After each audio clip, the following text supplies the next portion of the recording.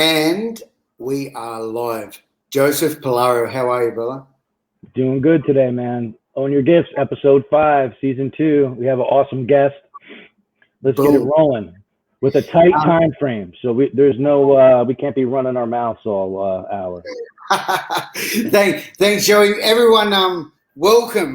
Thank you so much for joining us again. Please let us know if you are joining us for the first time, and if you're returning back, we'd love to hear from you. You know, one of the things, Joey, I don't know, you know, when we put it out there to our audience just to drop a comment, let us know where they're coming from. It helps drive a little bit more engagement and get our reach out there a little further. This is Own Your Gifts, a show created by myself and my legendary, I finally got that thumb right, co-host, Joey Polaro. Over the next 45 minutes sharp, we will be helping teach and share age-old cutting-edge tips, tools, exercises, and hacks to plug into the higher forces of gratitude. And we are also incredibly blessed to have a special guest join us each week to share their own experiences and give us all an opportunity to ask any questions. Our legendary guest today is Annie Lieb. Let's get Annie. Hi, guys. Hey, Annie.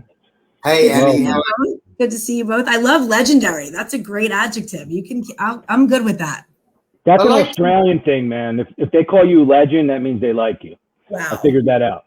I like to dive into that. Look, let me try and read. I want to give a bit of a pitch here from Annie. Annie's a mum, a guide, an entrepreneur, a goddess, and an empathetic warrior. Annie Lieb was put on this earth with a definitive purpose to model the way to personal freedom, healing, and fulfillment. Her journey has led her down the path of stepping into and living in her soul center. The moment. Hey, I love that. I can't wait to talk about that. And he's also the founder and CEO of LLC, a personal development and coaching company. And he resides in Philadelphia, which I can't wait to talk a little bit more about that. I love Philly, by the way. I love Jersey City too, Joey. And she has 2 children, Sammy and Evie, and their dog, Randall. Welcome, everyone. Thanks for watching. Thanks. Randall I'm glad is to a hear. I superstar. appreciate it. Randall is, man. He's all over LinkedIn. There's KDJ saying hi already. He's Kenneth. Yeah, we were talking last week. We think there's multiple Kenneths out there. There have to be because he's everywhere. He's everywhere. Kenny is the best. He's such an OG follower. He's the best. I always say he makes me hungry, you know, because he talks in places. And I always say, Kenny, you make me hungry. Kenny, thanks for joining us. Always incredible support. Hello to Jordan as well. Joey, we kick off the show. Annie, and Joey, and to the people out there with a really cool little exercise, and it's where we have a think about what we have done well today and something we could possibly work on tomorrow. Would that be right, Joey? That's the way we do it. And I think it's super important for me to be focusing on what I'm doing well and how I could do a little bit better tomorrow while continue to give myself permission to be human. And so, I don't know, Danny boy, why don't you start us off? What have you done well today? I mean, it's early Friday morning, so the gyms are closed, so you can't go to that one. Well, there you go. Well, guess what, Joey? As I was walking up the stairs to my beautiful apartment, so there's one thing I'm grateful, but I was thinking, you know, often the thing I do well is train before we get on here. And yeah, it's a bit repetitive, but you know what? There is no gym open, and I've managed to pull together a few dumbbells. I've got a crate outside, and I'm following a workout at home exercise plan. And, mate, I think the reason I do that is because it's a great kickstart to my day. It gets my endorphins rushing. It reminds me what my purpose is, and it makes me feel good. So, yes, I've killed it once again with the training in the morning. I do it at least 6 days a week. So it's important to me. It's something I could work on tomorrow. Look, I'm a bit afraid or a bit ashamed to even say this, but whatever. But I picked up the cigarettes just a couple of days ago, you know. Been on the bungers. Been on the bunk. We're in this full lockdown here in Sydney. You're not even allowed out of your house unless you go into the shop for essentials. So whatever. That's not even an excuse. But yeah, tomorrow I could think about, maybe today I could think about getting off those. Annie? Yes, cigarettes are something. At least you're not putting a needle in your arm. So give yourself exactly. It's a good point. So what did I do well today? Well, I showed up here. I had 3 lives today. I made 2 out of the 3. Mike Paterano covered me for my other live show because I needed a little break. Things are a little crazy right now, but I'm going to say that I did well as I showed up and I showed up authentically as me. And it was hard because, my go-to, my fallback is to cancel. Like that's what my self wants to do. Like, I'm not feeling great. I'm just going to cancel. I want to put my head under the covers and but like, I have to force myself to show up. And I did. What could I do better tomorrow? Have a little bit more self-compassion. I'm not the best at giving myself that compassion. So that's what I would do better tomorrow. Thanks for sharing that, Annie. Thank you. For me, I had my day yesterday. I had a intense emotional day. I let my thinking get on top of me. And once it did, I have tools and I have, rituals and routines, and I have ways to manage my mental and emotional hygiene. And I'm doing all this stuff, and exercise is one of those things. Getting into nature is one of those things, but I'm doing this stuff and it's not budging. And to be honest with you, it's the first time in 5 or 6 years that has happened. I am doing some deep work, energetic work and like self-introspection work, which probably plays a part in it. But like, I was just, what I did well was last night, and this has not come easy for me. And what I did was just allowed myself to feel that way and reaffirmed myself that I was coming out the other side, and it was gone this morning. And it's sometimes like when you get that shit thrown on you, you can't muscle it. Like, there's not a technique that you simply just need to let it flow through. And that does not come easy for me. And, I made myself suffer before I did. But I did that really well today. And sure enough, I had a day that I made it through work and all my other obligations with less stress and more ease. Go figure. What I can do better is, I spent a decent amount of time with self-care today. And I think I could, typically I try to reach out and be of service to somebody, even if it's something small on a daily basis. And I really didn't do that. And I think I could do that better tomorrow. Well done. Thanks, Joey. Thanks, Annie. This is our daily inventory, what we just did. Annie, I know this is my daily inventory. This is a tool I use every single evening just to think about what I could.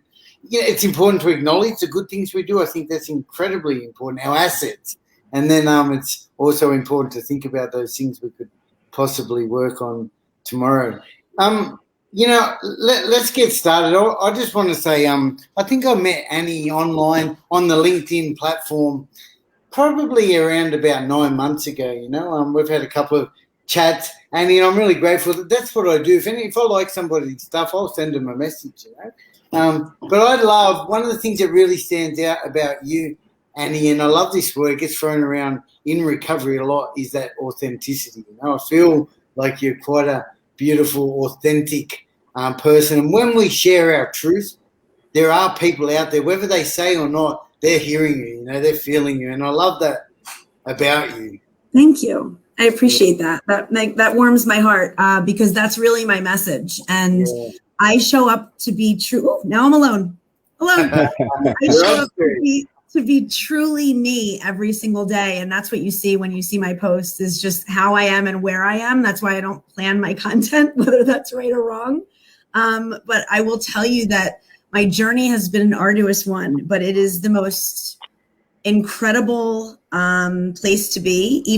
I was telling you guys before that I just didn't have the best day today, but it's still the most fulfilled and whole that I've ever been in my entire 42 years. And that's because of this journey that I've taken and what, we're building as a company, and Mike and I are doing to just change the world. So all I can really do is show up as me. I don't know who else to be. It's not always fun, but people are afraid to do that, Annie, and that's where I think your courage in doing it, and how empowering is. I just heard from you. It's so powerful to be able to drop those fronts and tell your truth, isn't it? Yeah, I mean, because when you can really show up, when you go through this road that I've traveled, and you reach your what we call the soul center, and you're aligned with your core values and your purpose and your mission, there's no you don't have to be anyone else. You're just you, unapologetically you. And what I always say is, oh, thank you, Brian.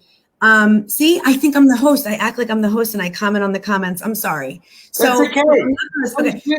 So what I do know is that I used to use the word bulletproof in this soul-centered place, but I don't use that word anymore, because it's not that I'm not affected by what other people think or say or feel.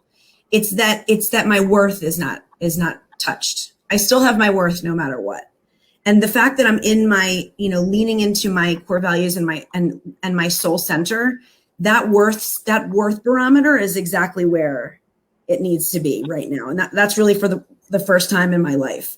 And when I'm not leaning into that, I'm not authentically me. And I feel off.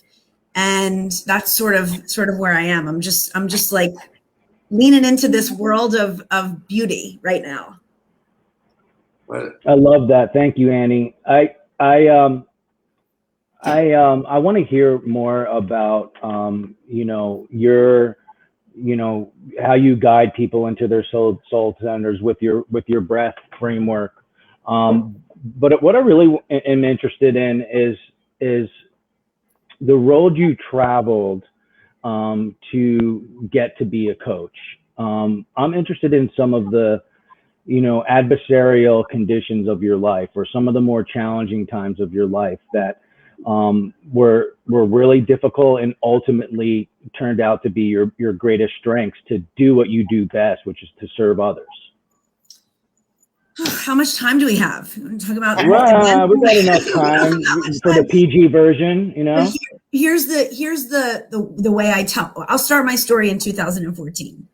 In 2014, I took a match and I threw it on my life and I blew everything up. I got sober. I left my marriage. I split up my kids, and it was the most. My friends abandoned me. My parents didn't know what to do with me. Everything. When you talk about rock bottom, that was rock bottom for me. I found out a couple of months later, the end of 2014, that I had been misdiagnosed for 20 years with depression and anxiety, and I actually have bipolar type 2. So that contributed to a lot of tumultuous events and a lot of my mood disorder and everything that wasn't properly diagnosed and treated for many years. And I wore a mask, and I tried to put on this happy front, as we all have. And it worked for a really long time. And I partied really hard and tried to numb out all the pain, but it was impossible to do without wrecking my life. So I was as Mike says, I was a wrecking ball in my life. And since then, it's now 2021, in the middle of 2021, I've built my life back brick by brick. And there were trials and tribulations throughout. I was engaged, that didn't work, but I went back to school to get my executive MBA. It ended up being, I graduated during the pandemic. So it was COVID. I came out ready, guns a-blazing in May of 2020, recently, ready to get this big consulting job that I had gone back to school for. And I'm like, I had this little consulting firm and I was coaching one person, and I'm like, wait a minute, I don't want to do pharmaceutical consulting. Like, I'm like this, the way I am, who I am is coaching people, is helping people, guiding them. But I skipped one important part of the story. When I did that, the day when I signed my divorce papers in 2015, when everything was shit, I saw a poem on the wall by Ralph Waldo Emerson, and it said something about breathing. And I was like, breath. You can take everything from me, but you can't take my breath. That's mine. So I went to the tattoo parlor, and I'm not like a tattoo girl, and I got it tattooed on my hip, the word breath in my writing. So that comes in later, obviously. So go on, and I'm like, okay, I'm stripped of everything. This is all I have. I build my life back. I go back to school. I get engaged. That doesn't work out. And I meet Mike Paterano in early 2020. And we instantly bonded. And our journeys are different, but also very similar. And as he knew about the breath tattoo because of how important it was to me. And as we're talking and realizing sort of where we're both supposed to be in life, we're like, how do we define this journey? And we thought of the word breath. So breath is an acronym. The framework is an acronym. For B is begin where you are. R is reclaim your power. E is excavate your core values. A is allow. T is through. And H is heal. So this specifically mimics and mirrors our journeys both together and apart. And it helps us look at the ways we've begun, traveled through the journey and gotten to a place of healing, fulfillment, wholeness, again, in that soul center, which is another term we coined because we think it goes from like the way that you operate is like you're either mind-centered, heart-centered, or soul-centered. So mind-centered is more stuck in ego. Heart-centered is more of that sort of an authentic, empathic person, but soul-centered is really aligning with your true purpose and who you are. And leaning into that core value piece and reaching a place of wholeness and fulfillment. So in my soul center now, and Mike is as well, we're now building Annie Lieb LLC and this team around us. And there's all this stuff happening. And you know what comes down to, guys, and you'll both understand this, is like I start to feel like I'm not worth it sometimes. I fall back into that mindset. And I'm like, this can't, because a lot of good is happening. A lot of good. And it's been blood, sweat, and tears. But I get into that worthlessness mindset sometimes of like, is this really good? Do I deserve this? Like, is this? And like, believe me, like I have put my life into this business. This is my world besides my children. It's everything. And it's my heart and soul. But I still, we still have those mindset ways. I'm a recovering addict. Like this is where my mind goes. Worthless, not worth it, not good enough, not deserving, not lovable. And at the end of the day, I just had a talk with Mike an hour ago. He's like, you're worth all of this. Like, why are you running from this? So, I had to come back to center. I had to go to my accountability partner. I have to remember my core values, my integrity, my honesty, my trust, all of those things, my empathy, have self-compassion, and just remember that we all are on this road, right? And just keep myself in check and get centered again. And that's sort of like how I got in front of you tonight. That leads me to here. Wait, there's one more part of the story. So in the midst of all of this, recently, Mike and I were talking and he said something, he said emes. And I said, what did you say? How do you know that word? Because it's a really old Yiddish word and it means truth. So this was back in like months and months ago. So I'm like, I was going to get another tattoo on my other hip because they're both hidden. You can't see them. Like they're on my hips. You can't see them unless, okay. So I was going to get it on my other hip. So I'm like, you know what? I'm going to get that written on my wrist. So that says truth on my wrist. And that was when I fully really stepped into my truth and who I am, like leaning 100%. This was February of 2021. So recently, where I just was like, I'm all in. This is me. This is who I am. This is where I'm supposed to be. I'm supposed to be doing this. We're supposed to change the world. We're supposed to be on this mission. And this is how I get before you right now. So that's my story. Some of it. Thanks, Annie. I wonder what it is about. And you know what? I think it's important to acknowledge, often we say we're in recovery, like an addict goes to that self-pity or that mode that you're talking about. Yeah. Call it whatever you want, but it's just a human condition, isn't it? Yeah. I think the difference is, for me, when I go to that and I decide to maybe fuck up and pick up a drink or a drug, well, I could be dead really quickly, So yeah, I mean, it's like my subconscious jumps in and it wants me to go back into that programming that I used to be in, fall back into those ways, and it sneaks in. It like just flows into you, and you just have to be able to say, you know what, no. And like you said, Joey, you said it. So you used all my verbiage, like allow. Like today, I just had to allow. And I had to go through. Part of the breath framework is allowing and going through. Like, and now I'm here and I already feel whole again. It was just, you know, sometimes I get in that frame of mind, and that's okay, right? Like allowing yourself to not be okay all the time. Yeah, I could definitely relate to obviously I'm an alcoholic and a drug addict in recovery also. And I don't think addicts of any kind have cornered the market on like this inferiority complex, you know. But I can tell you for me, that it's the most prominent voice that I have that runs on automatic. And it, you know, you used all the correct adjectives that, like, it's like, I'm not enough, like there's not enough time, there's not enough energy, there's not enough love, there's not enough help, there's not enough people to serve. And it's always there. I wake up to it. And I've been in recovery for going on 12 years, and I have really good living habits, and I'm really conscious of my thinking. And I'm convinced that I'll never be absolved from that. And that's okay, because I need to be able to recognize it and to identify it for what it is, which is it's a lie. First off, it's a lie. There's not anybody on the planet who isn't worth it, you know. And in order for me to transform it or combat it or allow it to move through, I need to be able to identify it and label it as its first step. So like, I'm able to most of the time hear that voice and label it for what it is, which is my lower nature or my disease or my part X, whatever it is that you want to call it. At that point, I have a choice to make, you know. And just having the power to choose today, you know, having the power to choose which voice to give the stage to, you know, what to pay attention to and what not to pay attention to. And I'm not like this little teacup in the middle of the ocean getting tossed around, you know, in the middle of a hurricane and just at whim of every thought, emotion, or feeling that I have.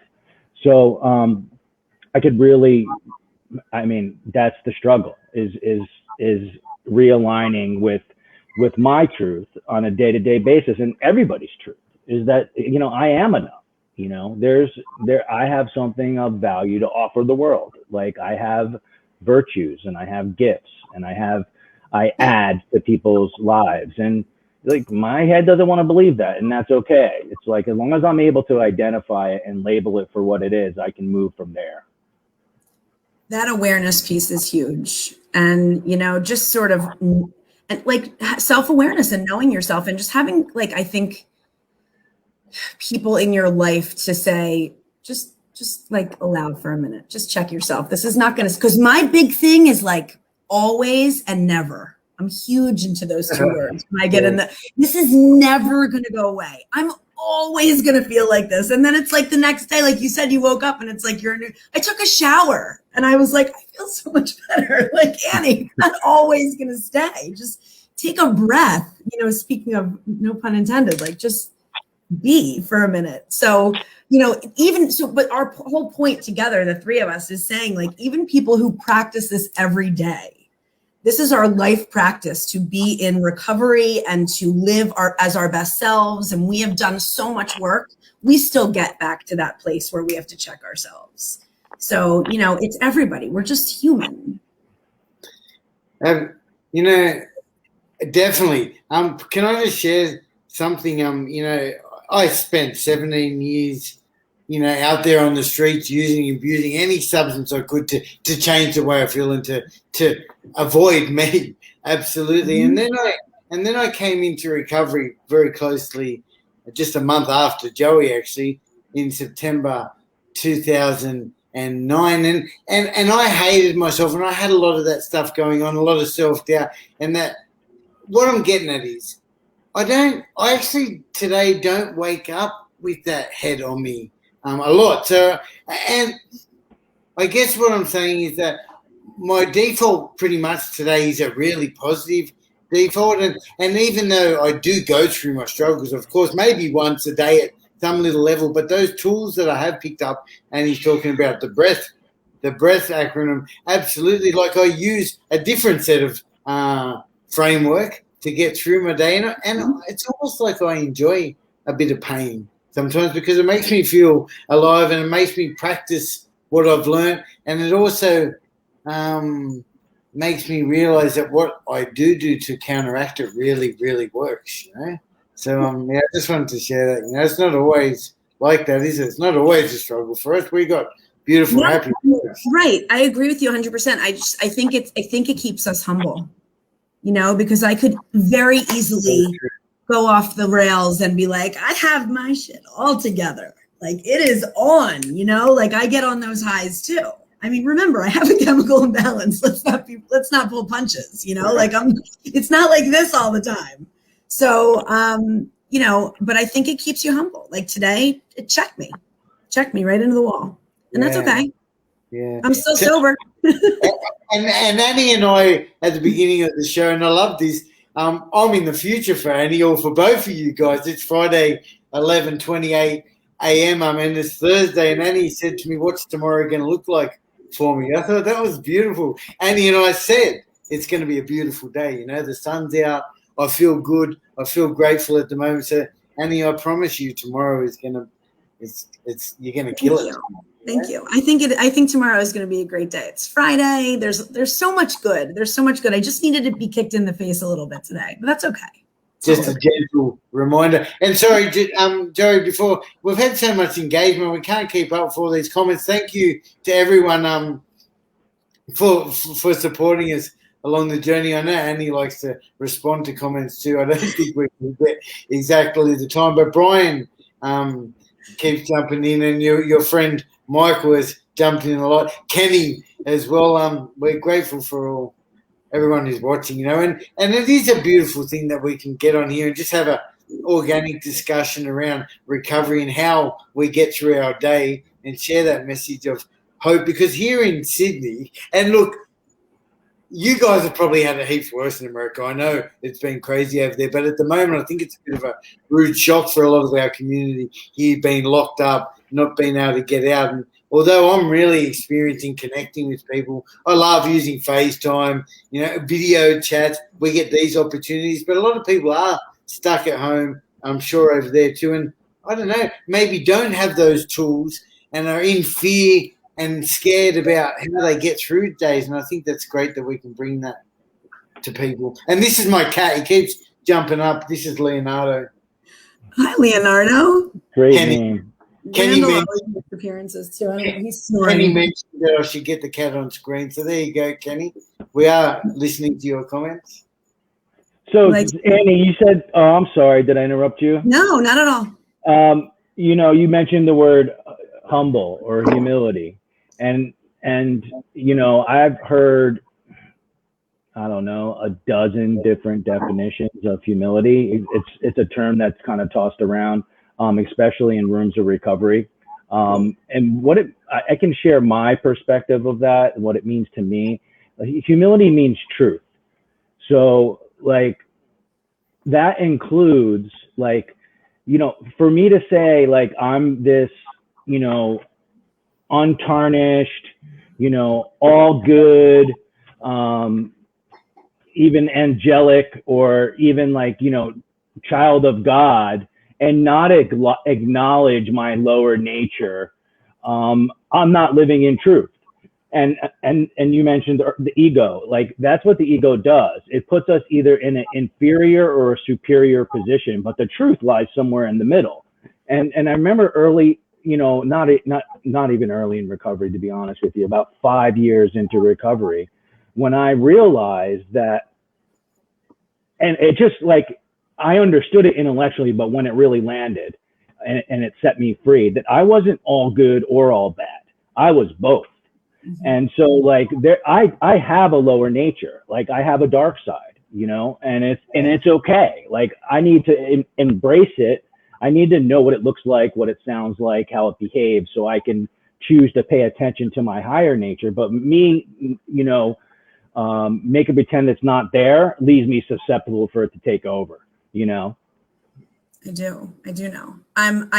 me, the word is real. Humble. It just keeps humility. It just keeps me real, and it keeps me how I want to show up every day as me. When I don't have that peace, when I'm not aligned with my truth, as you say, and remember how important truth is to me. It's tattooed on my wrist. That's how important it is to me, because for so long as a human, but also as an addict, I didn't tell the truth. There were so many lies, webs of lies, and just so wasn't aligned with who I am as a person at my core that I was constantly just screwed up over it. I just battled myself constantly. So today, the humility, it checks me. It keeps me in check. It keeps me real. And that's who I want to be. That's who I want to show up as every day. Truly, truly me. And that's my whole shtick. It's not a shtick. It's like a real, that's who I am. Like, I don't act if I turn this off, if I close this computer, I don't act any different. This is who I am. And I want people to know that's okay to do that. Like, it's okay to show up as you. Like you said, you're enough. You kind of went off topic, but you get it. No, that's spot on topic. One of the definitions I know of humility is to be yourself in front of all people, whether they're down here or up, like to be the same person amongst all of us. And that's actually a really difficult thing to do at times. But I was just thinking, like, how do you become more of that, Annie, do you think? Because it's easy, what you just said is just be yourself, okay? It's the age-old problem. Like, we all know we just want to be ourselves, and I feel like I've got it a little bit. I can be myself, but how do you practice just being yourself and not feeling judged? And even though you are going to be judged, but how do you just, even though you're getting judged, how do you just be yourself? It's a great question, because be yourself is like a whole lot of BS if you don't explain how to do it, right? Yeah. Anybody can say that. So I just said it a little less eloquently than you did, but right. You have to, the breath framework is the perfect way you have to begin. You have to figure out where you're beginning. Where's your start? Meet yourself where you are. Figure out where that beginning is. And many people show up and they just don't know where they're beginning. Where's your starting point? Secondly, you besides reclaiming your power, you need to excavate those core values. You have to figure out who you are. What makes you you? Where are you giving your power away? Where's your self-worth barometer and why? And like, I didn't know what my core values were before a couple years, even less, a year ago, a year and a half ago. Like, I never looked at those. I'm like, oh, yeah, core values, I know what they are. This is a funny story, guys. You'll love this story real quick. Please, so I'm looking through this list of words one day, and I'm looking at these words and I'm like, what are my core values out of these words? It was like a list of 150 words. And I saw, I'm like, obviously I know my core values. Who doesn't? I'm like, empathy, integrity, and I'm listing these, and I go, freedom. I look at the list. I said, I laughed to myself. Why would anybody pick freedom? What do they mean? Like not being in jail? Like, why would you pick that as a core value? Mind you, I do the excavation. I start to really do the work and dig in. And freedom, personal freedom, is by far my overarching core value, over the umbrella over all of my values. So the one that I had joked about and laughed about and said, how would anyone pick that? I found out to be totally mine. My biggest one. My overall, Annie having her personal freedom is everything. It's everything to me. So I find that interesting. Going into it, you're thinking one thing and then you figure it out afterwards and you're like, what? I love how you started with begin. Like, if you're going to start to practice humility, I guess you got to begin. You have to kind of make all right. Because for me, I was coming from this completely hidden character. I lied to everyone. Nothing was the truth. Totally. So that's where you start. I think you've answered that. Hey, Zoe, what's your number one core value? So freedom for Annie. What about you? Yeah, I think we align there. It's freedom for me also. And to me, it's freedom to choose. Freedom to choose the type of person that I want to be. Freedom to choose how I want to show up in the world, the type of man that I want to be, how I want to contribute to the world. And, obviously it means a whole lot of things. I mean, there's freedom from my thinking. There's freedom from my disease. There's actual freedom. Like, like Danny, Danny's been locked up. I've been locked up before. Like, you're not free. So, freedom to make choices about how I live.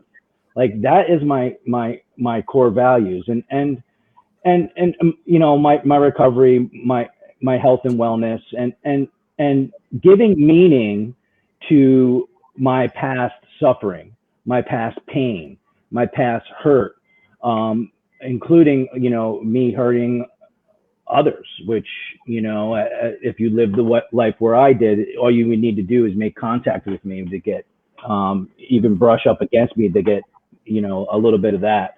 And so freedom's my number one core value. And for me, it's about like choosing, I get to choose. Like, I'm not my past. Like, I'm not like any type of beliefs or other values that were injected into me through parents or school or religion or media, or even dragged into this place from a past life. I'm not any of those things. I get to choose. You know what I mean? So like, I don't necessarily know if I never knew who I was, and I didn't need to know, because I get to choose. It's not like I'm up here running a play or an act, but I get to choose how I show up in this world today. And that's freedom. And that's what's most important to me. I was looking at this breath framework earlier today, and and the allow part, that's where I really struggle, is asking and receiving. And it's wanting something really, really bad, putting the work in to get it, but at the same time, we need to be willing not to have it. It's like non-attachment. And it's definitely like something that is not my strong suit, and I'm definitely aware of. It's like, allowing. Like, I did that. Like, I got an opportunity to taste what that feels like over the course of the last 2 days, and it was like, wow, this is all I needed to do. I just needed to allow. I didn't need to change it. I need to, changing the way I feel is what I do.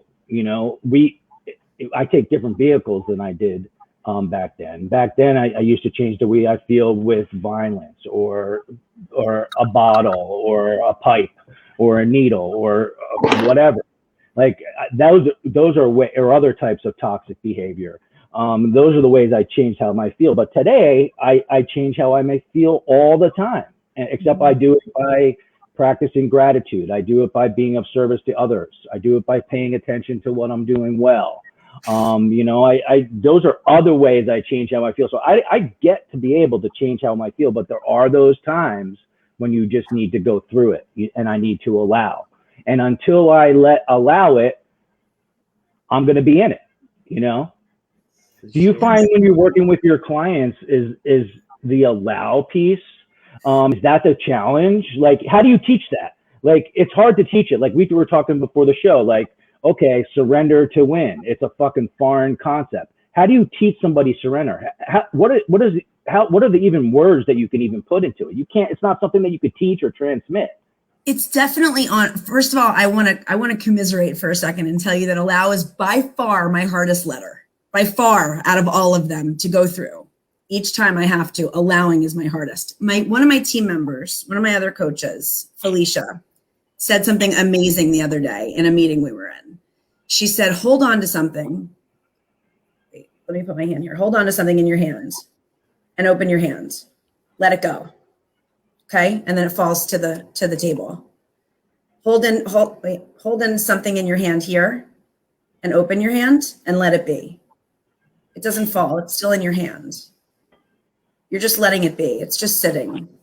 That's allowing. It's the one little change of turning your palm upside down or letting it go versus letting it be. I thought it was brilliant. Like, I was like, did you just come up with that? It's crazy, but she is brilliant. But it's so true, right?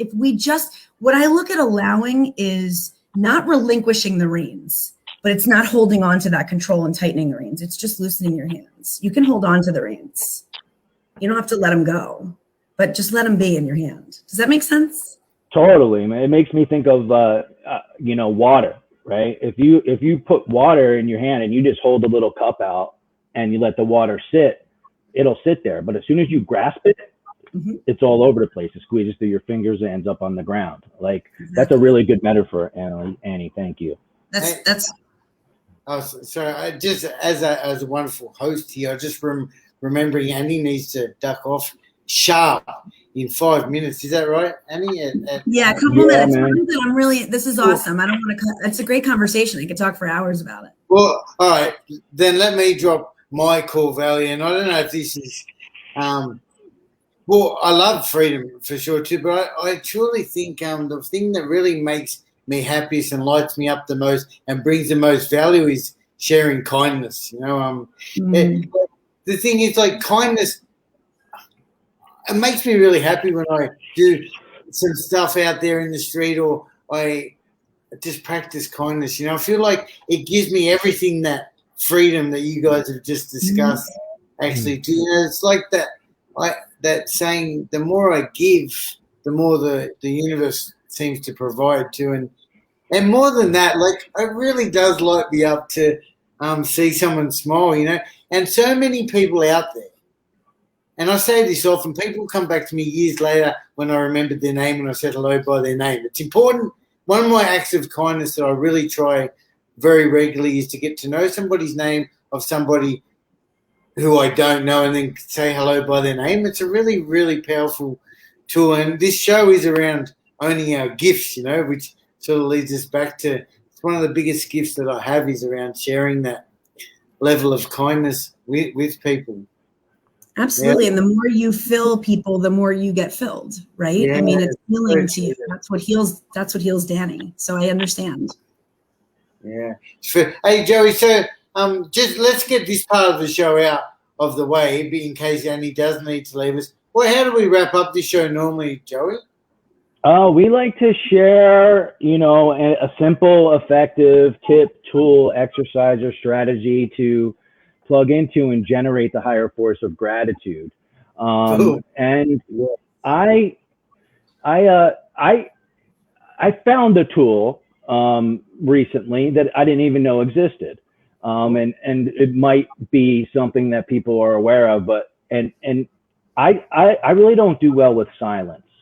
So almost always I have the music going on in the background, or, I don't watch TV, but there's usually almost always music. Like when I'm hiking, I have my headphones in and I'm listening to a podcast or something along those lines, or music or an audio book. And, even when I'm like hanging on the beach, even when I'm reading, it's like there's always sound. And, I started to realize that, like, all right, like I went over to my mother's house and my mother, it's fucking silent over there. And I'm like, what the hell is going on over here? You guys sit around, like listen to each other think and go crazy. Yeah. I'm like, so I just was like, all right, I'm going to practice this and I'm going to do it in small doses. And, I specifically, I go into the park and I leave my phone.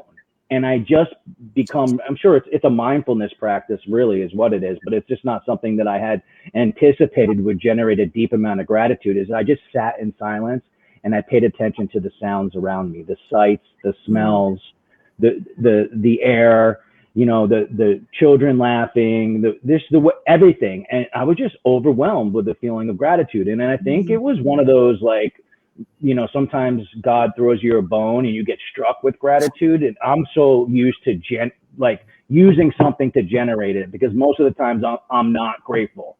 So I got to practice it in order to generate it, which is fine. You don't need to be grateful to practice gratitude. Practice generates feelings of gratitude.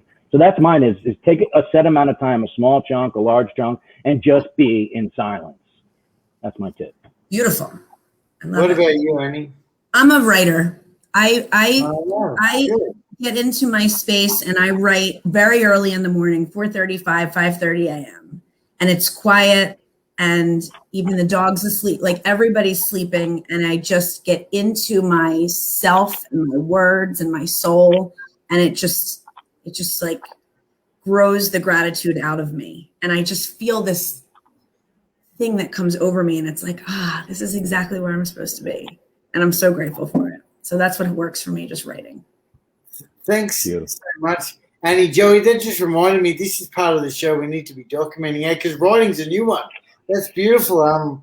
Yeah, great. And it makes so much sense too, Annie. I hate writing. It won't work for me, but I'm sure for people that do like writing, I use everything audio or video. I'm just anti. But I get it, and I've heard so much positive feedback, creative feedback from people when they can write. Do you know, can I share this with you? Do you know, like writing a journal and videoing, this is a bit of knowledge for you, there's a difference between what comes from your head to paper can actually be changed and manipulated.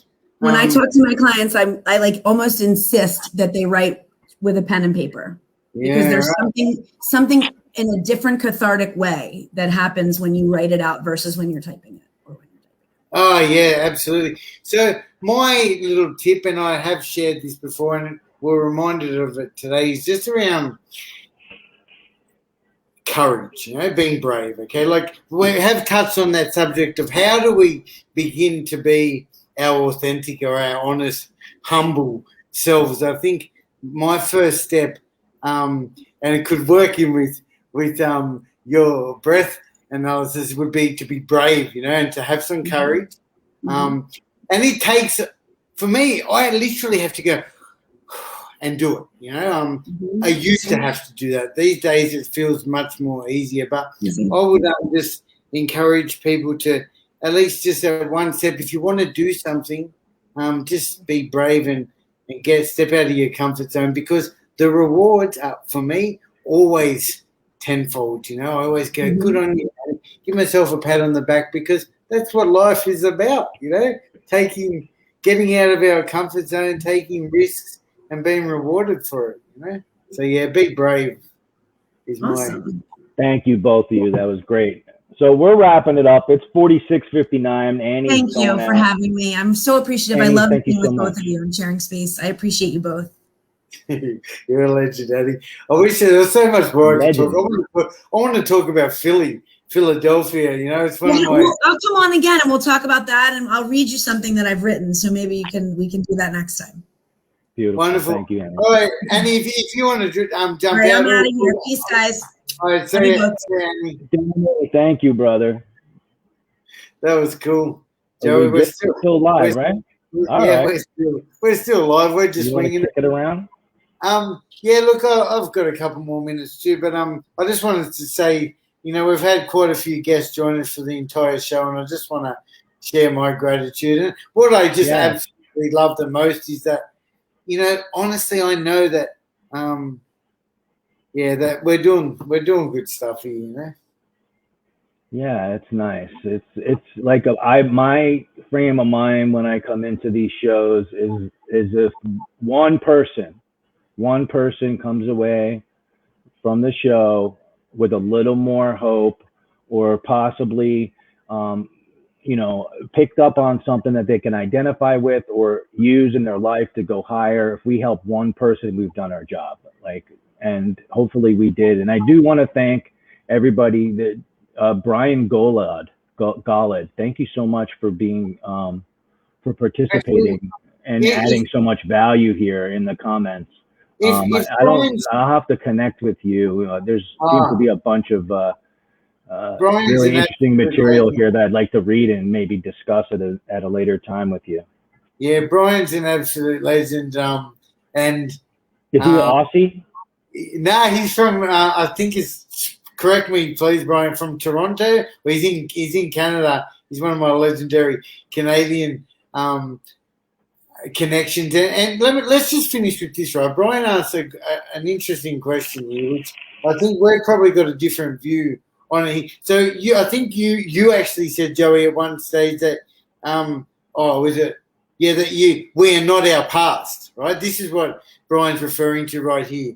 And Brian's asked, can you say that you are also your past, which is interesting. And he goes on to say, and that you know better and you've learned and choose different, etc. And I hear what you're saying, Brian, absolutely. And I'd love to hear what you think too, Joey. I think it's just, yes, one of the gifts that I've been given, and it's one of the promises in the fellowship, is that we do not wish to shut the door on our past and also instead embrace our past to be the person we are today. So I think when Joey said that we are not our past, I think today it's in the present. I certainly acknowledge my past all the time. Would you say, Joey? Yeah, I mean, I think that's a really good question, and yeah, you're kind of on target with what my thinking was of it, and I think I don't have much business in the past unless I am looking closely at experiences to uncover the lesson, the blessing, and the meaning. So yes, I mean, my past formulates the way that I am today if I give it a different meaning, you know, and that meaning needs to build strength in me so I can use those experiences to be of service to others. So yeah, I mean, I don't think you're off base saying, yes, we are also our past. Yeah, so absolutely. Thank you for that. It's just the way we word it, isn't it? And you know what, Brian, and anyone out there, I often get asked that question in some of the, you know, stuff that I get in amongst about my past and do I wish I had done things different? And I just want to say, crazy as this is, I want to acknowledge that, yes, I wish I hadn't hurt some people, and I do have some regrets around that. But apart from that, I would not be sitting here right now having this conversation with you guys if it wasn't for my hectic, chaotic, painful past. I love my past. My past is exactly who I am today, and I wouldn't have it any other way. Like, this is why I have such an amazing life, because of the shitty or great past that I had. So, yeah, I felt that's important to acknowledge. I do not wish to shut the door or close anything to my past. I embrace my past and I just try and be the best me today, you know? You're doing a great job, brother. You too, brother. Thank you so much, everybody, for participating. And we'll be back next week. Same bat time, same bat channel. What about this, Joey? I forgot to run this. Hang on a second.